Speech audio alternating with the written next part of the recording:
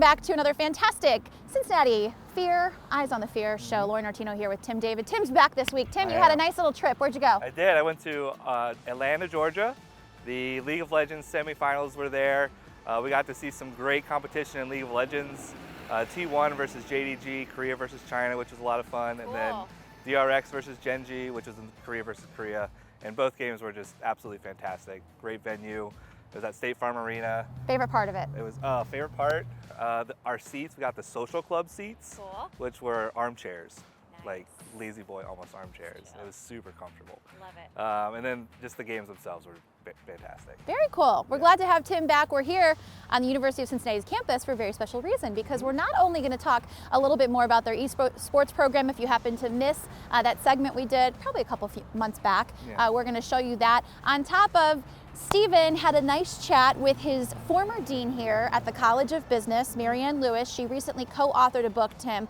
It's called Both and Thinking, and it's really talking about the power of, figuring out, working through your problems, stuff like that. And it was a natural thought for us and our team that we said we should have Stephen talk with her about how this relates to gaming. Yep, and they did almost a 30-minute conversation. With They just talked. They literally just talked and talked. It was so cool. It was really, really great, really informative. Megan cut it down to a little more palatable for you guys, so a shorter piece, and you can watch that now. And if you want to see the full thing, head to our YouTube page. You can watch the full thing there. This performing learning tension I am hearing about so much lately. I had an exec say it the other day, and I started wondering about you with gaming. She called it kind of the head up, head down tension. So that, that when it's about just, you got to hit your targets, you got to survive and thrive and excel today, you put your head down, right? You just get it done. And at the same time, you got to pull it up every once in a while and reflect on what's working, what's not working. That's the learning side. And you can't do them simultaneously, right? You got to iterate. I always found that a lot of people, like when I play like another video game that isn't Smash Brothers, I have a tendency to pick it up very quickly, much faster than a lot of the other people that aren't similarly as good as the game that I play as. And a lot of people are like, just have this idea of like talent or natural talent or something like that. And I don't actually, I think it's like true to a certain extent. I think there's some degree of like talent that exists in the world, but I think my real skill that I have is learning. I had learned how to learn by learning how to play this game. And I think learning how to learn is like the most important part of being able to get across anything, right? You need to be very willing to look at what you're doing and being able to like self-analyze. What am I doing? What is wrong with what I'm doing? What is working? And try to figure out the whys. It's like, this is working because of X, Y, Z. This always works in this specific position or something like that. And I am just able to do that very subconsciously at this point, but it was never a natural thing for me. I had to teach myself how to do that, because in whatever game I've been playing, because I competed in something almost all my entire life. It was like chess when I was really young. It was a different game when I was a little older. Smash right now. And learning how to play those games is about going at it, going in, hey, having fun, you're enjoying yourself, but also like, okay, I'm losing, why am I losing? And then not getting like mad or frustrated at it, not trying to do the same thing I'm doing, but harder or something like that. It's more about, okay, this is working, this isn't. Break it down to the specific interactions that are happening, that are going the other direction, and then being able to go back. So whenever I'm talking about like the learning tensions, it is so much more about, I think so many people are like, oh, you just need to go back and press the buttons better or something like that. It's like, really, it's not. The only difference between someone who plays Smash Bros and someone who doesn't play Smash Bros is the pressing the buttons. But the difference between me and the people who play Smash Bros is what I am thinking about and what I am looking at when I am playing. Okay, so let me test something on you, because I love the way you think about this, and I do think it goes to this performing learning. While you're actually in competition, this is part of kind of learning theory. You're not learning per se, you're doing, right? You're trying out what you've done. But the learning cycle, right, there's that performing and there's the competing. Then you move into that reflection period. What are the patterns? What am I seeing? Then you can practice, right? So you try it out. But it's this loop. You've gotten so good at that looping, right, that you know how it works, and there's a lot of muscle memory and other things happening. Mm-hmm. But I think you're right. People think this is natural because they're watching it happening so fast. But you're intentional about the way you're doing it. It's even cooler because a lot of what am I learning, in fact, actually at like the toppest of levels, the learning is happening while you're playing. Okay, so let me test something with you. So one of the concepts that we found very paradoxical, and I'm wondering how it plays out in gaming and particularly in the learning of gaming, is improvisation.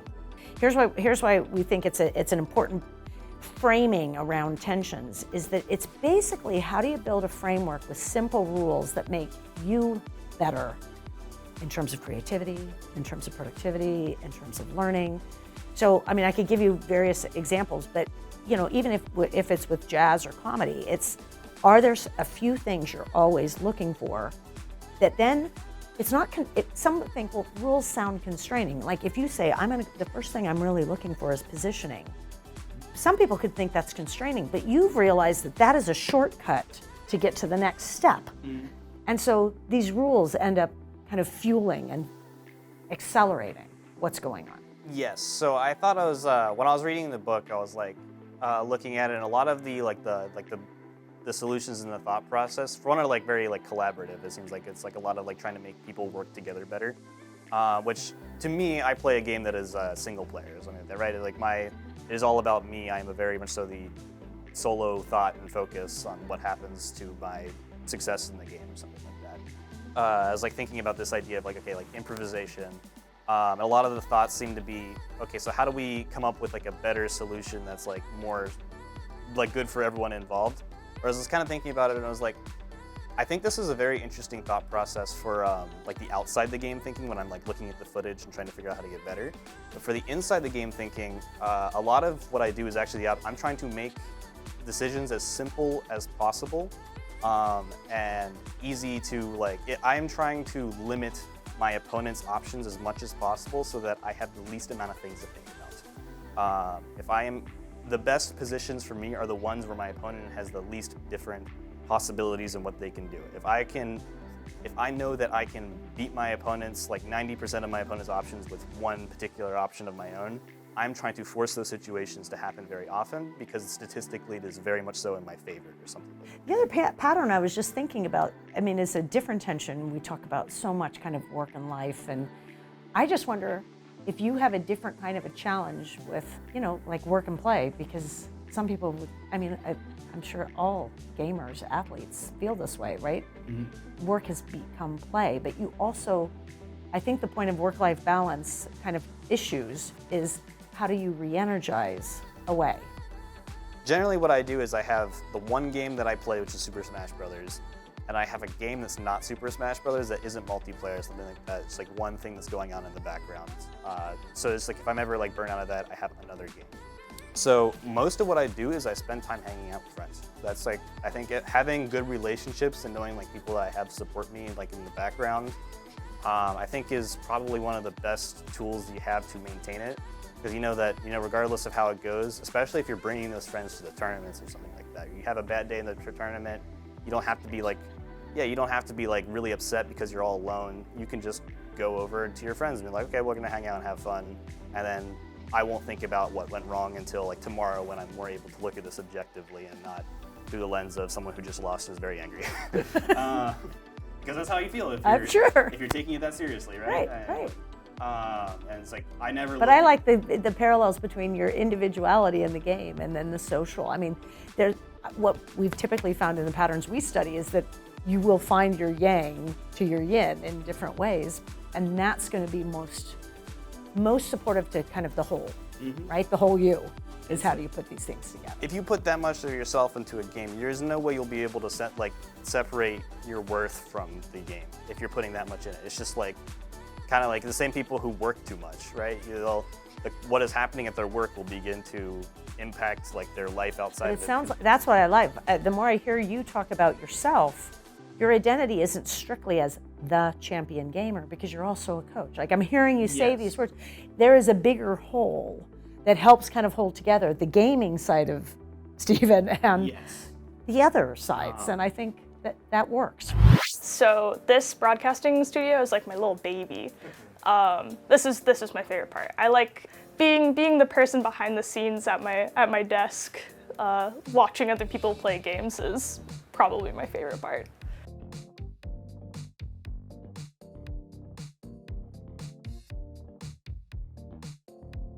So the Esports Innovation Lab is a space that is designed to celebrate our students academically, socially, and competitively. What we aspire to do is to create a safe space where gamers, no matter if you're a hardcore gamer or you're a complete novice, will feel comfortable, will feel safe, and will be able to celebrate your hobby and passions with friends, old and new alike.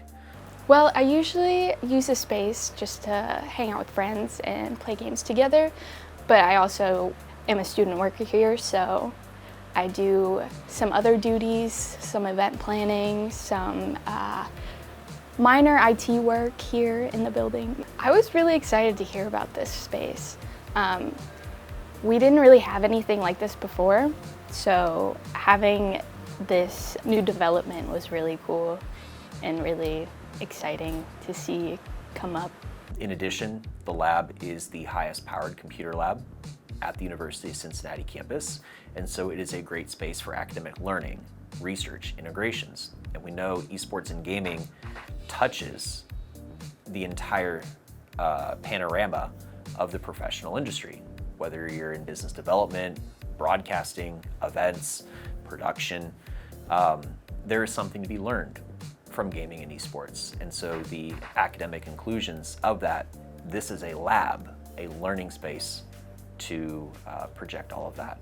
So I've actually been here since the inception of the idea. So I've been part of the club since 2019 as a member, and then starting 2020, 2021, I became an executive for the club. I'm the former vice president, and over the entire summer and the previous year, we've been ideating this space and actually got to see it grow from the ground up. It's a dream come true, basically. Gotta be a lot of pride there. Oh yeah, this is probably the one thing that I will remember from my college career forever. So we have a large number of partners here in the CID, the Cincinnati Innovation District, many of whom are actual tenants of this building. So they've seen this journey from shell to finish. And the biggest question we always get is why?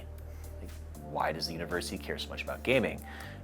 Practically, we know that students who are involved in gaming are more likely to be STEM or STEM adjacent, which is a huge push for us in the working world today.